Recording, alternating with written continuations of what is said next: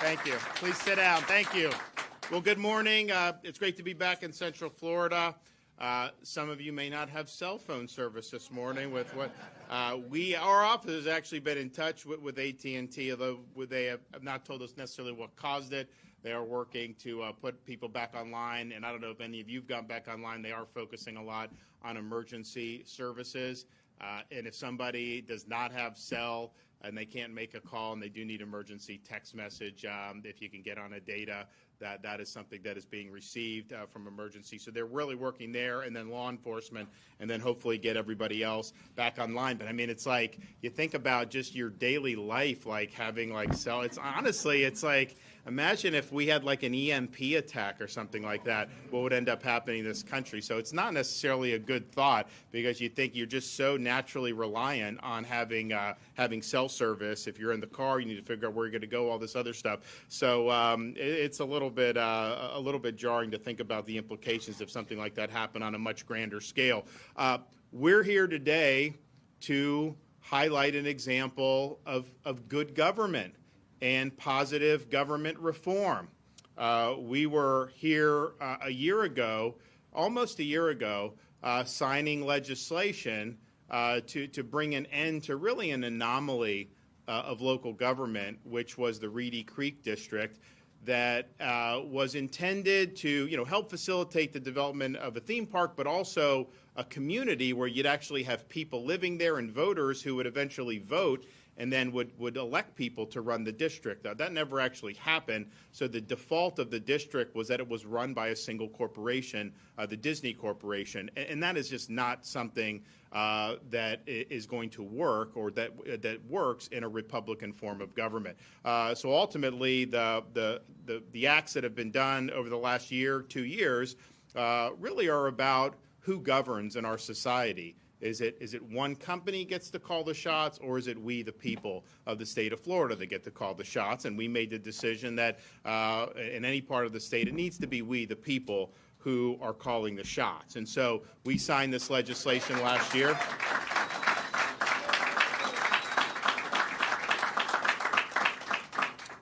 We signed the legislation last year, and as I mentioned, I mean, having development districts, that happens all the time, not just in Florida, but in other parts of the country. And there's nothing inherently wrong with that. I think this one, when it was done in 1967, that was prior to our current state's constitution, which was ratified in 1968, and it really provided unprecedented authority, partially to be able to streamline the development of the theme park, which was probably effective, and maybe that was one of the reasons ultimately why the company decided to come to Central Florida.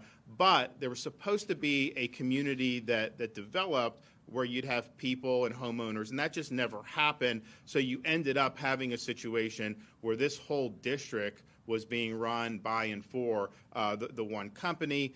There were a lot of anomalies over the years people would point out, but ultimately I think it was just a question of political power. They had it. No one really wanted to mess with it in the legislature until more recently. So what the bill that we signed did was to actually impose accountability over this district by creating this Central Tourism Oversight Board, where the governor was able to appoint the people to serve on this district. And we're going to hear from Martin Garcia, who's the chairman of what the SIFTOD, they call it. We're also going to hear from our Secretary of Commerce, Alex Kelly, and then Drew Crawford, who is also involved here, and then Mandy Schaefer, who's a mother locally here in Central Florida. But you ended up having, of course, theme parks, a whole bunch of stuff happened, tenant businesses, all these other things, and yet it was really only being run by one company. Now, we know some of the things that went in, and I was honestly surprised, because when I became governor, I didn't really have a sense of all this, but the amount of special treatment and exemptions under that old Reedy Creek was unbelievable. I mean, if you're Universal Studios or SeaWorld, you operate under a much different set of laws than what you were operating here with the Disney Corporation. So that's clearly an anomaly to not have people, especially in the same industry, treated the same way. So there was exemption from sunshine laws, exemption from regulatory reviews, obviously major tax breaks, no Florida building and fire codes, all these things. The monorail had never been inspected, whereas every other transportation thing in Florida has been subject to that, but they were exempt from it here. So there is it was clearly not a situation where it was emblematic of good, transparent government. So we signed that. It's interesting. When we signed the bill, there was a lot of people claiming that this was going to cause taxes to go up on people that live in Central Florida, Orange and Osceola counties. And I said that was not true. And clearly, you look today, that was a total red herring. Like, nothing happened with that. In fact, and Martin will probably talk about it, this board has been able to reduce taxes for the tenant businesses that are in here, who were basically paying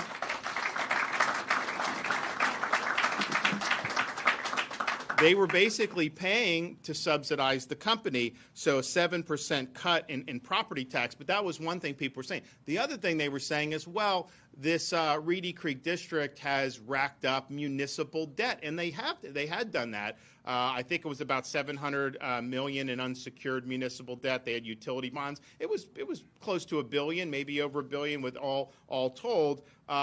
First of all, that has not been passed on to anybody else. So that is here in this district, with of course the company being the major taxpayer that will pay that down.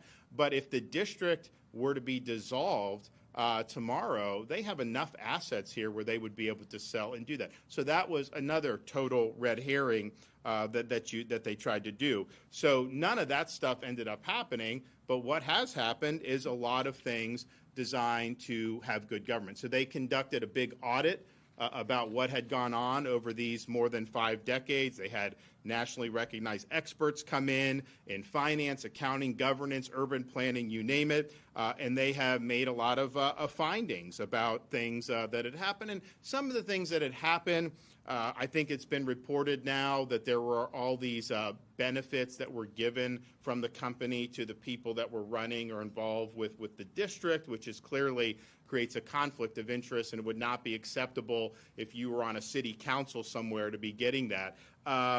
But a lot of what happened was it's just human nature. When there's no accountability, of course this stuff's going to happen. Our founding fathers understood that. That's why they believed in checks and balances. That's why they believed that government needed to be accountable. When you have opaqueness, no transparency, and basically one private company calling the shots, of course you're going to have things like this. So this is not anything unique to Disney. I think anybody in this situation, you would have seen a lot of these things happen. It's just basic human nature that does. So this audit really identified a lot of different problems that are being addressed, and I think it's something, and I'm sure some of our speakers will talk a little bit more about it, but it just shows that this arrangement was problematic, and it was not similar to anything else that we have in the state of Florida, not even close in terms of what we have. So they've been able to take action to remedy a lot of this stuff. It's interesting.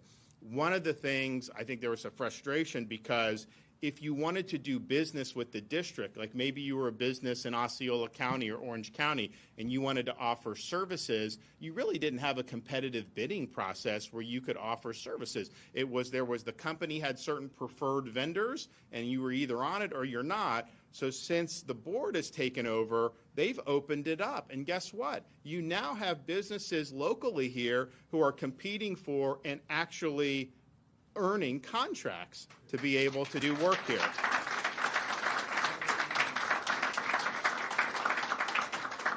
And so we're just on the buy local, trying to focus on facilitating local buying, that has resulted, look, this is less than a year since the bill's been signed into law. It's resulted in $9.6 million in local contracts and $1.5 million in savings for the taxpayer. So that's a pretty good deal. And that's the thing.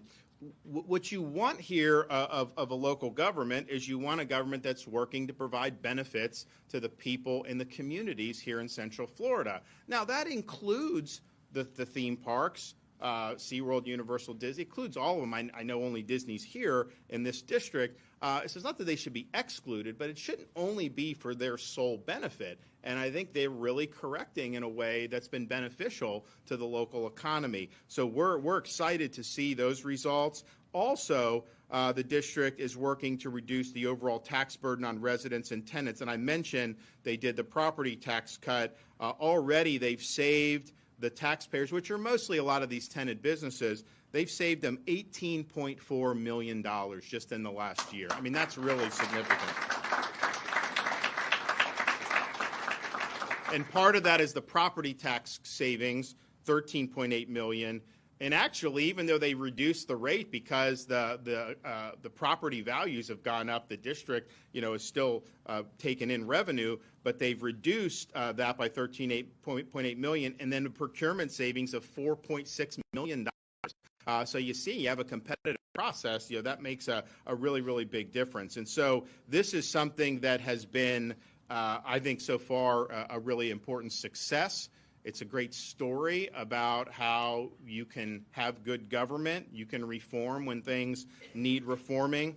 They've also done something else, other things like abolishing the DEI that had been mandated by the district. That's discriminatory. That's wrong. And so they stepped up and did that. So all in all, I think you look back, it's been less than a year, and you see a lot of the progress that's been made. It clearly has defied the pundits and the conventional wisdom and all the narratives that people tried to spin.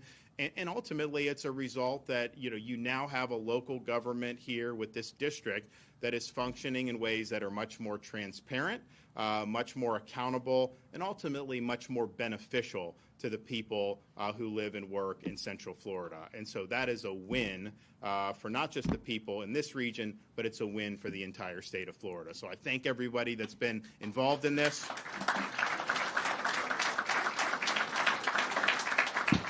And we're going to now hear from some of our speakers. So we'll start with our Secretary of Commerce, Alex Kelly.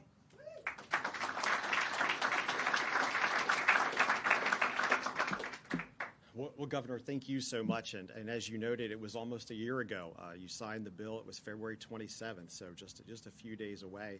And really, Governor, thanks to your leadership, thanks to the hard work of the board, Chairman Garcia, Glenn, thanks to so many of you, you really have created and you're elevating, really a new, fresh ecosystem for job creation, for business formation here in Central Florida, really creating new opportunities to grow.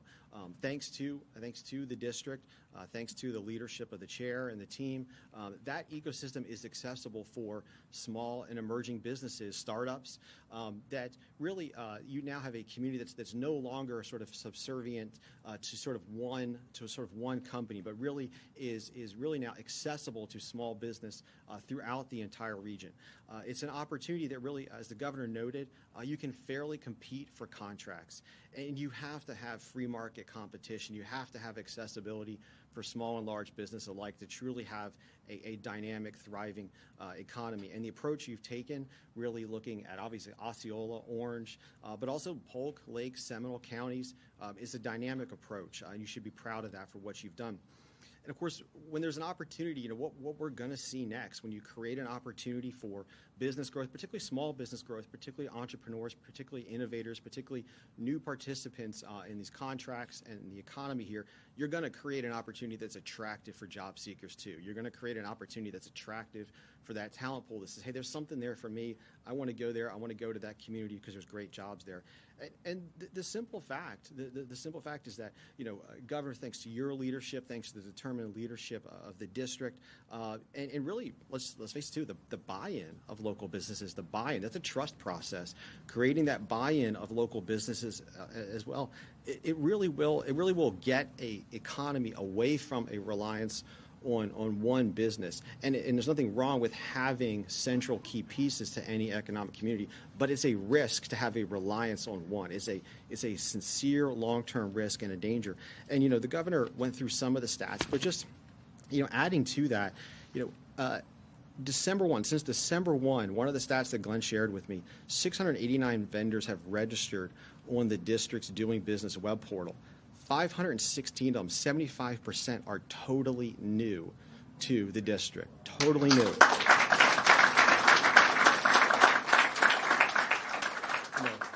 And along with the millage rollback, as the governor pointed out, you've created an environment that is friendly to business and industry. Business believe they can participate. That only happens if you've created that trust and that confidence.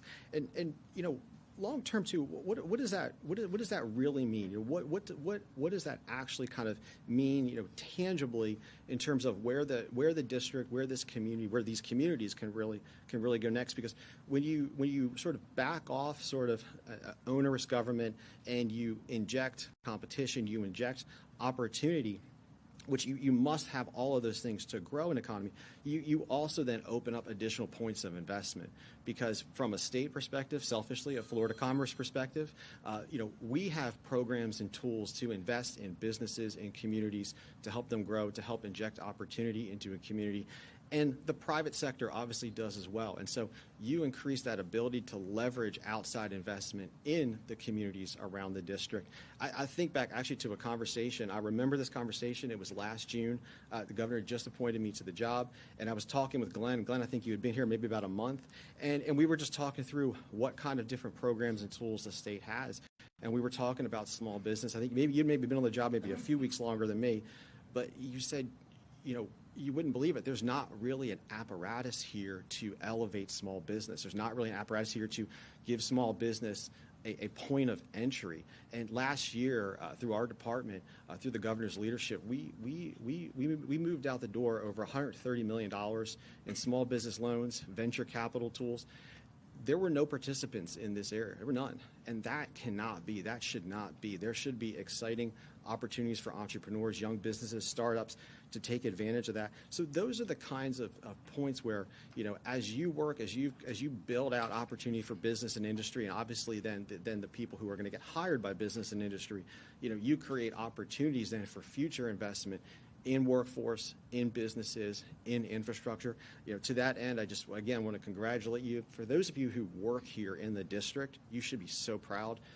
Change is not easy, but you've done it. You've worked hard. You blocked out the noise and you just did the work, and you're truly, really changing lives in terms of job seekers and job creators. So just on behalf of the department and Governor, thank you for your leadership in this regard. We're just looking forward to continuing to partner with you and growing those opportunities. And so with that, I'll turn it over to Chairman Garcia. All right.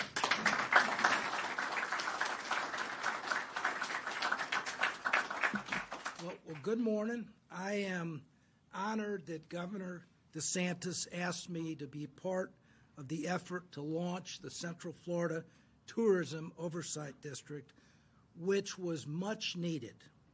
The former entity, the Reedy Creek Improvement District, which reigned for 56 years, was arguably the most egregious example of corporate cronyism in the history of modern America. Now, before the governor's bold reform actions, the situation before and after is striking. And I don't want to review with you before the old Reedy Creek Act and after what's happened since the governor had the bold courage to sign the new legislation. So before, Disney enjoyed government entitlements like none ever seen in this country.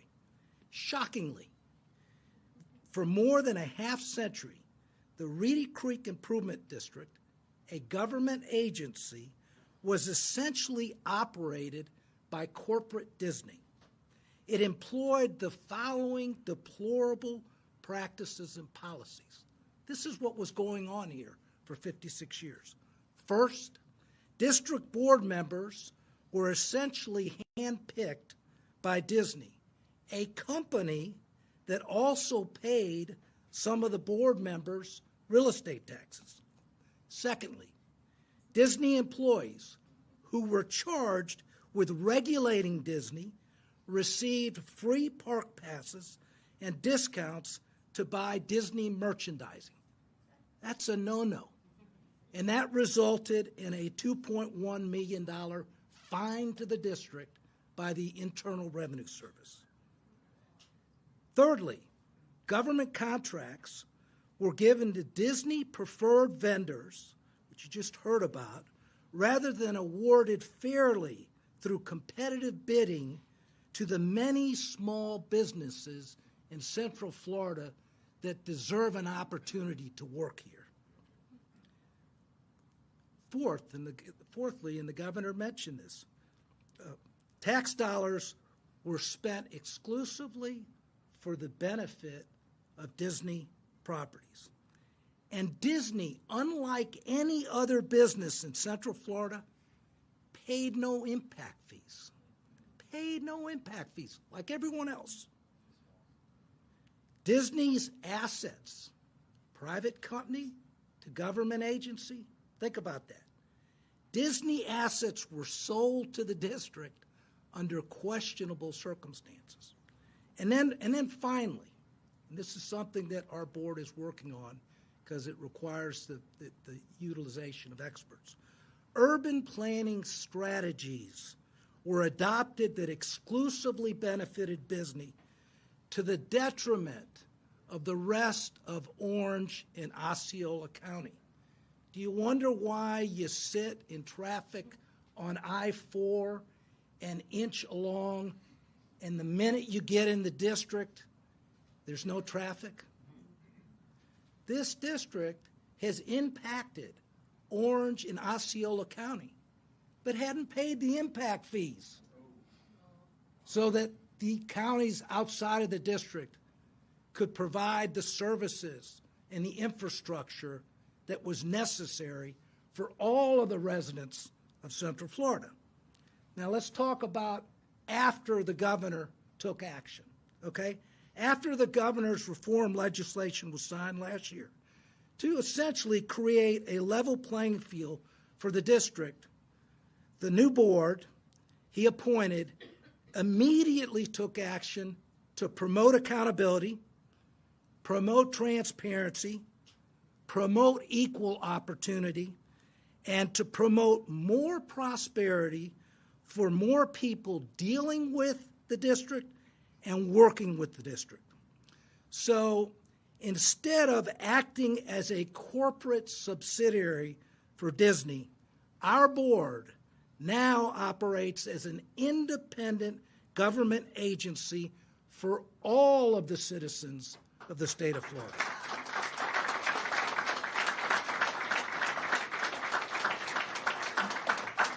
Now, my fellow board members are here today, and I am very proud to serve with them. And I want to tell you about the work that they have done, okay? I just told you about the before picture under the Reedy Creek Act.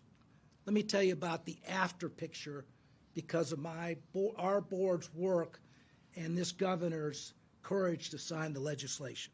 So let me tell you about this isn't all of them. Let me tell you about 7 things that my wonderful board has done.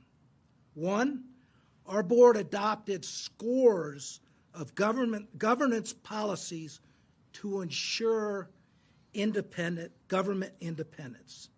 2, our board replaced a former senior district executive who had a glaring conflict of interest with Disney. And if you want to find out about that conflict of interest and how ugly it is, read the audit report the governor mentioned. 3, our board reduced the tax rate. As the governor said, the threat that his action was going to result in an increased financial burden here in the district. Nope. Our board reduced the tax rate in the district while at the same time investing in important infrastructure so this district continues to be successful. 4th, as the governor talked about, our board adopted a procurement policy that for the first time in 56 years, affords equal opportunities to every business in Central Florida, big and small, and as the governor indicated, it resulted in a meaningful savings of procurement costs to the district. 5, our board eliminated Disney perks paid to government workers that resulted in that $2.1 million IRS fine, and grossed up the compensation for those workers so they would not be penalized because of Disney's misdeeds. 6, our board approved a collective bargaining agreement with the district's firefighters, a negotiation that had been stalled for 5 years under the old board. And then finally, our board has hired, as the governor mentioned, has hired several of the nation's leading independent experts to advise the board on how to improve the district's financial, operational, and urban planning strategies going forward. And so, look, I am very proud of the reforms that our board has implemented in just 12 short months.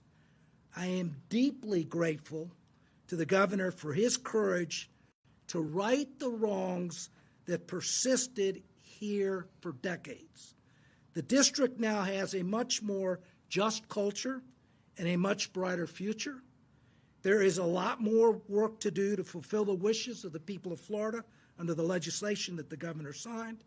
And I can promise you, on behalf of my board, that we will continue to reform the district for the benefit of all of its constituents. Thank you. All right, Drew. Well, thank you, Governor. Thank you, everybody. Good morning. My name is Drew Crawford. I'm an attorney from Polk County. I stand before you today primarily because I am the example of what the Buy Local Now program that's been implemented here in the district and what it can mean for our economy. Let me tell you a little bit about myself and my law firm, and I think you'll understand. So I'm a board-certified city, county, and local government attorney. I represent mainly cities. You probably never met me because I'm down in Polk County. My law firm, Boswell and Dunlap, was started in 1900 in Bartow. And we provided legal services to the Polk County community and area governments in that county for over a century. And what's interesting about that, we have a lot of experience that we can bring to bear. We don't advertise. We don't go out and seek work. But what we do when clients need us, and the only way they tell us that they need us is that they put out an advertisement that says, hey, we would like for you to bid on this work. We respond to that, and we are happy to have those clients, and we have a list of significant public sector innovators, such as City of Winter Haven, such as Polk State College, such as the Polk County School District, and we're happy to add CIFTOD to the list. And I can't tell thanks enough to the governor, thanks enough to the chair, thanks to the district administrator, the members of the Board of Supervisors for that opportunity. So a little bit more about me. I am, as I mentioned, I was a board-certified city, county, local government attorney. I've spent 19 years in municipal law. I've spent 13 as a local government administrative magistrate, handling code enforcement disputes and resolving matters in favor or against just the governments or the folks who appear. And those, I've been asked by by CIFTOD to come in and be the local government magistrate here. And so what does that mean? That means that I'm supposed to do fair, expedient, impartial evaluations, administrative resolutions of building, fire, real property maintenance related matters. And I think the most interesting thing is, this kind of goes to what you were saying, Mr. Chairman, I don't believe there was a code enforcement program here in the district prior to this year. So this way we can, the reason why that's important is that like a court, right? A code enforcement magistrate provides a fair, open public forum for resolving these kinds of disputes. But what it really does is it creates transparency. It improves the collective accountability of property owners to each other and tenants and to property owners, so that you lift, like a rising tide lifts all boats. The properties are maintained to the standards that are created. But it increases the public's confidence that local government, which is the one closest to the people, and the civil inspection teams that are employed by local government are accurate, courteous, responsive, and responsible. And that's exactly what I believe that this board is doing. And Governor, again, I thank you for the opportunity to do that. My last thing I want to say, I think it's important too.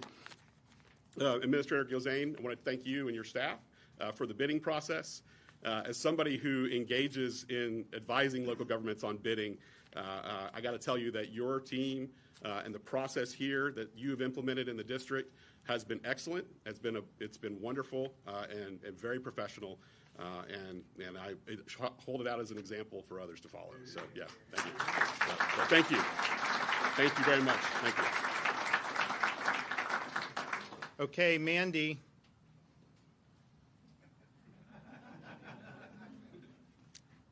Hi. Good morning. Thank you, Governor DeSantis, again, for an opportunity to speak. I don't know if any of you remember me. If you were here this time last year, I was the mom who spoke as not trusting Disney anymore. And so I still stand here today having that same feeling. I grew up in Osceola County. I was impacted as a child, an adult. My son, Disney was a part of our life growing up, and the memories that Disney provided were irreplaceable, and they'll forever remain in my heart. I stood with you, Governor, as I expressed my disappointment in Disney's decision to speak out against the Parental Rights and Education Bill, and I still stand with you today. Education will always be a parent's job, and entertainment should be Disney's only job.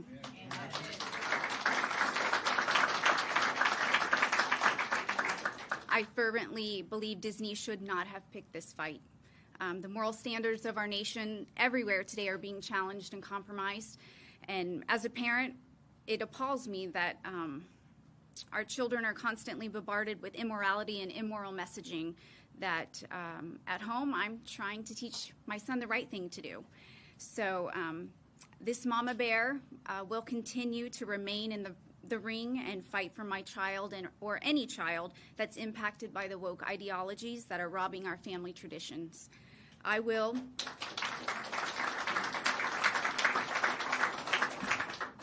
continue to find truth. I will continue to love truth.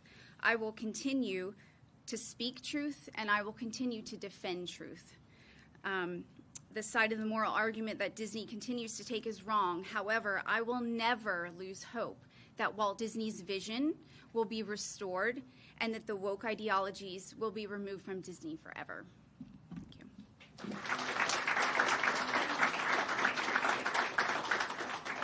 And so we've, obviously there was a lot of fanfare last year when Disney filed suit in federal district court against the state of Florida over what the legislature did to create this Central Florida Tourism Oversight District. And I predicted then that it wasn't going anywhere. And as you stand here today, that case has been dismissed by a federal district judge in the Northern District of Florida. And I know they said they're going to appeal. The reality is they don't have a basis for this case. Clearly, the Florida legislature has the right to reform a local government structure, one that had all these problems, and now look at where we are. So clearly, they have the right to do it. But it's also the case of what would your relief be? A court's going to order that the old district be restored? I mean, give me a break. There's no court that is not going to happen. So, my view has been that once we sign this into law, made the appointments, we had basically moved on because I knew the case was going to get dismissed, and I knew that the board would be able to reform the way this has gone, and that's exactly what's happened. We also had the issue of prior to this legislation taking effect, Disney tried to enact with Reedy Creek these restrictive covenants to effectively lock in their self-governing ability over the district, irrespective of the will of the legislature. And that was really a slap in the face to the people of Florida, because the first bill we did was in 2022. People said, the Central Florida folks, the voters, are not going to like that you're holding Disney accountable. And what ended up happening, I was the first Republican in like 20 years to win Osceola County, which is where most Disney employees live. So it was a total.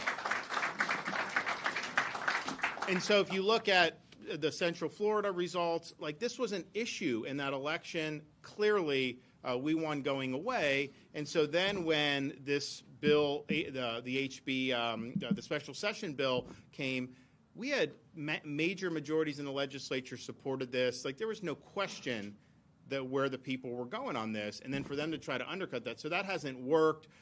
We have a declaratory action just to make but I mean, basically the district is operating as if those covenants are null and void, because they are. But that was really an underhanded thing, and so that, I think, is something that has also gone by the wayside. So we're now in a position where we have an opportunity to continue these reforms that are going to be good for people in the Central Florida community, good for the state of Florida, and there's a lot of opportunities here. I mean, I know we have, Universal is going to do the Epic is coming, I guess, in 2025. There's a lot that's been rumored maybe for Disney to do things.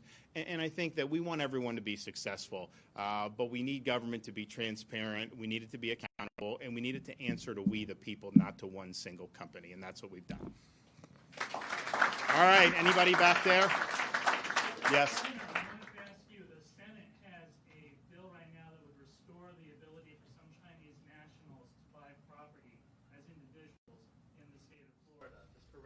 Development. Do you have any thoughts? Is that something that you would support as governor? So last year, I signed something very important. We said we took action because we do not want China being able to buy land in the state of Florida. No farmland, no land near military bases, and also other countries of concern, although I think the CCP threat is the most significant.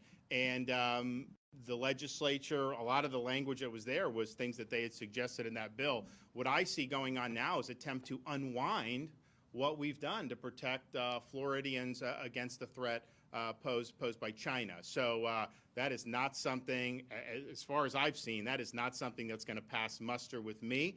I think we have to open our eyes. China wants to buy farmland. They want to buy land near military bases. They want to buy land near critical infrastructure. There's a whole host of things that are caught up in this that I think are really, really important. And so trying to unwind that, what we did has actually been a model. Other states are moving this direction. We already survived in federal district court, and I know the appeals court said some of the people that had these transactions prior to the bill taking effect. But going forward, we think it's good. I'm not saying it's perfect, but I think what they're trying to do is unwind what we did, and I'm going to stand firm for what we've already done. Bill for minors. It looks like it's going to get passed in one form or another, and there's been some changes made. Do you support the changes that have been made for, and do you still? It's still under negotiation. We're working. I understand it's important to the speaker. I tell all the legislative leaders, I want you guys to be helpful. I mean, I want you guys to be successful. So if something's important to you, I want to try to get it done. But I also think that there are legitimate issues that got to be worked out in that. And I'm somebody that looks at it and says, okay, 13 and under, federal law already says you can't have a social media account. That's not really enforced by the federal government, and I'm fine with saying let's have enforcement. As you get into 14 and 15, I think it's harmful for them to be on some of those platforms that have certain functionality that is addictive. I agree with that, but I also believe that parents need to have a role in this. So we're working to make sure that there's a role for parent. You can say it's disfavored or not allowed for 14, 15, but a parent has the right to opt in if they think, because as much as I think it's harmful to have people on these social media platforms for 5 or 6 hours a day, a parent can supervise a kid to use it more sparingly. And so we can't say 100% of the uses are bad, because it's not. And I'm a critic of social media, but I have to look at this from a parent's perspective. So we're working through those. I don't think it's there yet. Hopefully we'll be able to get there in a way that I think answers the concerns that a lot of folks have, because I do think parents are concerned about social media and what goes on there. And I do think they think it's a problem. But I also think that for people that are in high school, it's not as simple. I think you got to have some parent involvement. Yes, sir. About the human trafficking initiative that might be planned for this district with the help of the state attorney and Does anyone want to address that? Oh, we got the state attorney. You want to come up? Go on, the floor is yours, man. You want to do?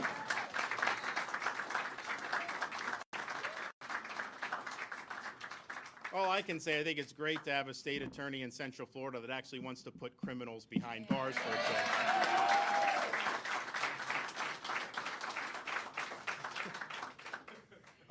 As for the human trafficking effort, we're working together with the director as well as with MBI and the sheriff's offices locally here to probably try to put something together here to combat a very serious problem that we have here in Central Florida. Central Florida ranks 3rd in the nation of human trafficking reports. The city of Orlando ranks 3rd among cities for human trafficking reports. We recover kids basically on a weekly basis here in our district, in the local area. And it's a problem because we are in a position that we are usually in a retroactive or proactive type situation. We are trying to now take the fight to these traffickers. They are slavers, all right? That's what they are. They slave. They slave our children. They slave like people into work. They slave people into sexual commercial acts. And we want to put an end to that here in Central Florida. And there was no tolerance for that.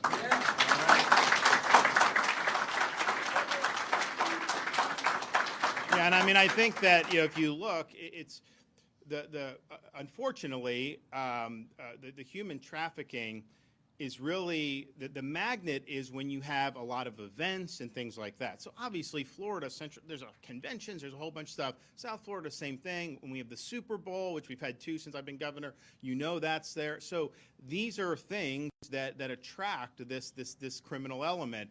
And so we've done a lot in the state to beef up penalties and to add further support. Honestly, some of the previous things had been stymied partially by one of the companies here, of course, in the past. And so I think we've got more momentum, and I think it's great that they're collaborating on this. SB 1530 about sleeping outside in public. One of the provisions of that is going to ask municipalities to set up an alternate site where people can go and be outside in public, but also get services that they may need, including mental health. If an area doesn't have something like that already, what possible help or aid could come from the state to help them set up an area like that? It's a good question. So first of all, we are not going to let Florida become San Francisco, where homeless are everywhere. We're not going to let that happen. And honestly, if you look in LA, some of these places, that is not compassionate. That is false compassion to say that people can sleep everywhere, harass people coming by, use drugs, open-air drug markets, and all this stuff. That is a society in decline when that becomes the norm. So we're going to be very clear. Now, look, we don't have the same problems at those levels, but especially when you have municipalities where you may have leadership that has a different philosophical bent that I think most Floridians would have on this, there's a danger that there could be something that could explode in one of our cities in Florida. So I think what the bill's trying to do, and I support this, is limit local governments from allowing this sleeping in public. You don't want the homeless intruding on quality of life, on public safety, and on businesses and the economy. And so that has got to be the firm line that you have. Now, I think most people agree with that. What courts have said, and I'm not sure that this is the proper interpretation of the Constitution, but I think this started, during the Warren Court, where they just kind of made it up as they went along, so why not, right? But I think what they said is if you ban sleeping in public on the streets and on the sidewalks, that was unconstitutional unless there was some place to go. So and I think Orlando had something that got approved by the 11th Circuit because they had a shelter where there was still space available. So the court said, well, no, you can remove them off the street if there's shelter. So I think what the bill's trying to do is say hard and fast rule. No campments, none of this stuff in public. The average citizen should never be intruded upon because of homeless. And then but then what do you have to do to make sure it survives judicial scrutiny? You got to have sheltering ability. And then if they want to set up some of these sites, it can't just be some site that is like Sodom and Gomorrah, where they're using drugs and doing all this stuff. It needs to be a situation where help is available. So would I be willing to help with things like mental health? I would be willing to do that from the state level, because if you look at some of the homeless, it's not just, oh, they need an apartment. You can take some of these people in San Francisco, put them in an apartment, and that doesn't solve the problem, because the homelessness is a symptom of the underlying mental illness that they're suffering from. It's not the cause. So yes, I'd be willing to help with that at the state level. I think that that's important. I don't think it would be something that most communities would need. I think there'd probably be a handful where we would want to make sure that this thing doesn't go sideways, because I can tell you, I mean, you guys probably know, you have people that have moved to Florida in large numbers. We've always attracted people, but particularly over the last 3 or 4 years, you've had people, yes, they were fleeing some of the COVID mandates, yes, some of this, the taxes, but the public safety has been a huge issue. And yes, part of it is you have these prosecutors who wouldn't prosecute, you have police that weren't supported in these areas and weren't able to do their job. But this homelessness and drug use really has hurt the quality of life for people in some of these once very proud and vibrant American cities.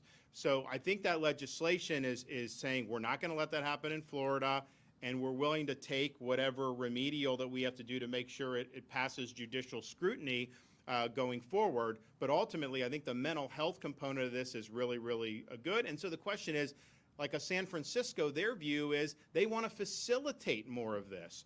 And of course, you're getting more of it. I think ours, we want to discourage this, and we want people to get on their feet. But at a minimum, we cannot have a family feel unsafe just walking down the street of some place in Orlando or Miami Beach or wherever, because there's a massive homeless encampment that's intruded on day-to-day life. Amen. What's that? Orange County Commissioners back in October approved a special district for Universal and its Epic Universe, a special testing district, just like what we're dealing with. Well, what I said at the beginning, so there are a lot of districts in Florida, the development districts. When they build subdivisions, they'll do CDDs. So it's not a question of a special district. I think if you look the districts prior to 1968, when Florida's current constitution was ratified, Reedy Creek was one of those because it was 67.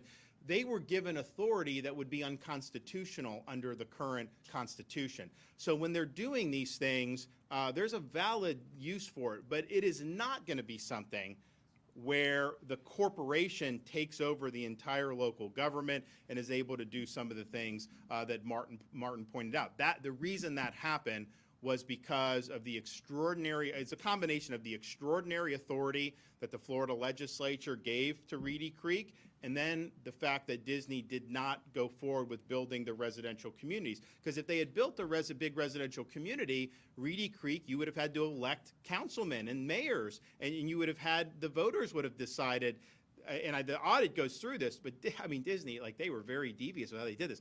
They would literally, they would control the few number of people who actually live there, and it was all at their courtesy. And as soon as your term for, you'd vote, you'd get elected, and then they'd kick you out when your term was over, and they'd cycle more. I mean, you talk about rigging the system. Man, this was rigged. I mean, it was unbelievable. So, but bottom line is there are absolutely legitimate uses for special districts. I would say the ones post-1968, I've not seen any of them that have been even close to what Disney has had. There were some prior to 68 that were just not as significant in the overall scheme of things, that had some stuff. I mean, Reedy Creek had a provision for extraterritorial eminent domain. So you look at that Reedy Creek map, they could obviously they controlled that. They could eminent domain outside of the district's boundaries.